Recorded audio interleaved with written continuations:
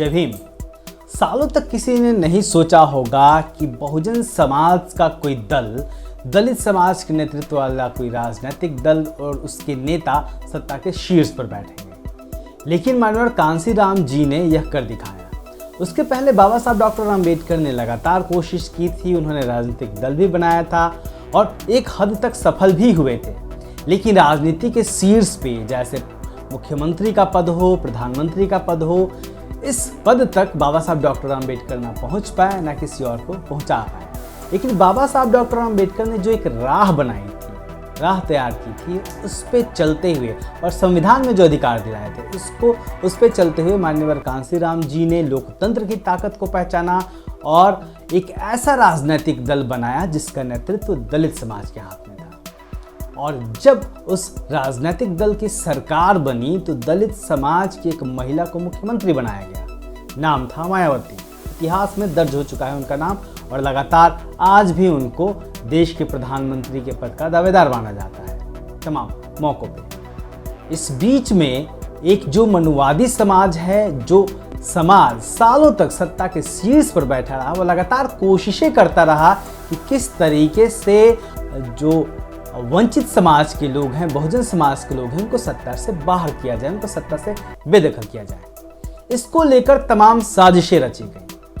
समय समय पर यह साजिशें सफल भी हुई, लेकिन लोकतंत्र की ताकत इतनी मजबूत थी। बाबा साहब डॉक्टर आम्बेडकर ने दलितों, पिछड़ों, बहुजनों को जो लोकतंत्र में अधिकार दिलाए थे, उसकी ताकत इतनी ज़्यादा थी जिसकी वजह से बहुजन समाज को कोई रोक नहीं पाया। और एक वक्त ऐसा भी आया 90 का दशक, जब बहुजन समाज का राजनीति में, भारत की राजनीति में बोलबाला रहा। बिहार से लेकर उत्तर प्रदेश तक और देश के तमाम अन्य राज्यों में भी बहुजन समाज के लोग राजनीति में आए, सफल हुए। लेकिन जब बहुजन समाज पार्टी के नेतृत्व में सरकार बनी और मायावती मुख्यमंत्री बनी, तब जैसे देश भर में हंगामा मच गया। तमाम लोग यह कहने लगे कि किस तरीके से इस समाज को, यह समाज सत्ता में आ गया और जो मनुवादी समाज था सालों तक सत्ता में बैठा हुआ, इसको बाहर करने के सत्ता से सपने देखने लगा।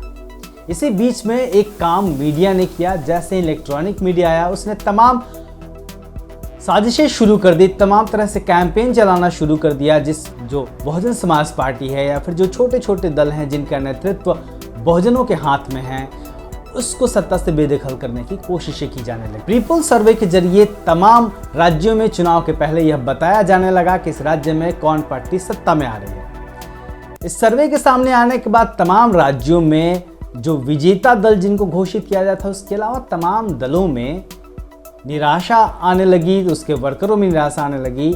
साल 2022 में जो 3 राज्यों में चुनाव होने हैं, उसको लेकर हाल ही में एक सी वोटर सर्वे किया गया, जिसमें बताया गया कि उत्तर प्रदेश और उत्तराखंड में भारतीय जनता पार्टी की सरकार बन रही है, जबकि पंजाब में आम आदमी पार्टी की सरकार बन रही है। यह उस स्थिति में कहा गया जब उत्तर प्रदेश में बहुजन समाज पार्टी 4 बार सरकार बना चुकी है, उसे लड़ाई में कहीं भी नहीं दिखाया गया। तो पंजाब में जहां बसपा ने अकाली दल के साथ गठबंधन किया है, वहां पे भी उसे सत्ता से बेदखल करके दिखाया गया। इसको लेकर तमाम एक सुगबुगाहट शुरू हुई और सवाल खड़े होने लगे कि आखिर यह एग्जिट पोल कितना ज़रूरी है और चुनाव पूर्व जो सर्वे होते हैं, जो प्री पोल सर्वे होते हैं, वह कितना ज़रूरी है। बहुजन समाज पार्टी के मुखिया मायावती ने इस पर तीखी प्रतिक्रिया जताई थी और आज इसको एक अमली जमा पहना दिया गया है, एक संवैधानिक तरीके से विरोध दर्ज कराया गया है। बहुजन समाज पार्टी ने आज एक कंप्लेन दर्ज किया है, एक ज्ञापन दिया है भारतीय निर्वाचन आयोग को, जिसमें यह मांग की गई है कि चुनाव के, किसी भी राज्य में होने वाले चुनाव के 6 महीने पहले किसी भी सर्वे को अनुमति ना दी जाए। बहुजन समाज पार्टी ने जो मांग रखी है उसके पक्ष में तमाम दलीलें दी गई हैं और जो 4 सितंबर 2021 को सर्वे सामने आया था उसका हवाला दिया गया है और कई तथ्य रखकर अपने बात को प्रमाणित करने की कोशिश की है कि आखिर यह सर्वे क्यों नहीं होने चाहिए और इसे क्यों बंद करना चाहिए। कहा गया है कि सर्वे उत्तर प्रदेश में 15 करोड़ मतदाता हैं, जबकि ऐसे सर्वे कुछ हजार लोगों के बीच में होते हैं, इसलिए ऐसे सर्वे बेमानी है।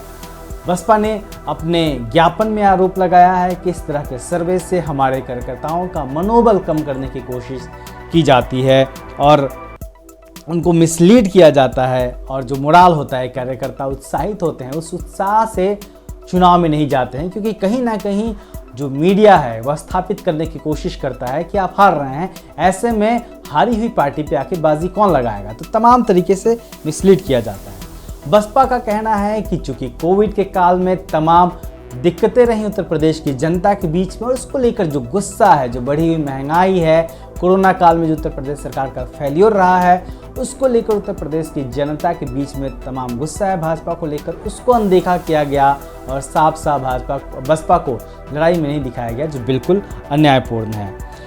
यह भी कहा गया कि जो भारत का संविधान है या फिर भारतीय निर्वाचन आयोग है, वह फ्री और फेयर इलेक्शन की बात कहता है। लोकतंत्र में एक चुनी हुई सरकार आनी चाहिए, एक जो सही तरीके से चुनी जाए। कहीं ना कहीं ऐसे जो सर्वे हैं वह उस पे सवालिया निशान खड़े करते हैं, ऐसे सर्वे चुनाव को प्रभावित करते हैं। तो बसपा ने एक बड़ा कदम उठाया है ज्ञापन देकर कि चुनाव पूर्व प्री पोल सर्वे नहीं होने चाहिए, और निश्चित तौर पे यह भी दिखाता है यह ज्ञापन कि बहुजन समाज पार्टी उत्तर प्रदेश और तमाम राज्यों में जो चुनाव होने हैं उसको लेके कितनी गंभीर है, और वह लगातार कोशिश कर रही है कि किस तरीके से तमाम अपने वोटरों को उत्साहित किया जाए। और हाल ही में जो बहुजन समाज पार्टी के मुखिया मायावती ने 15 मार्च को माननीय कांसीराम जी की जयंती के दिन रैली की थी, बल्कि रैली ने उसको रैला कहते हैं, उसने दिखा दिया है कि बहुजन समाज पार्टी की ताकत उत्तर प्रदेश में कम नहीं है। तो यह बड़ा कदम है बहुजन समाज पार्टी की ओर से, जो यह दिखाता है कि आखिर जब भी कोई वंचित समाज, दलित समाज का व्यक्ति सत्ता के शीर्ष के लिए संघर्ष करता है, सत्ता में आने के लिए संघर्ष करता है, तो किस तरीके से यह समाज, किस तरीके से यह मनुवादी मीडिया और सत्ता के शीर्ष पर बैठे हुए और सत्ता को नियंत्रित करने वाले तमाम लोग उसको रोकने की कोशिश करते हैं। आप देखते रहिए दलित दस्तक। जय भीम।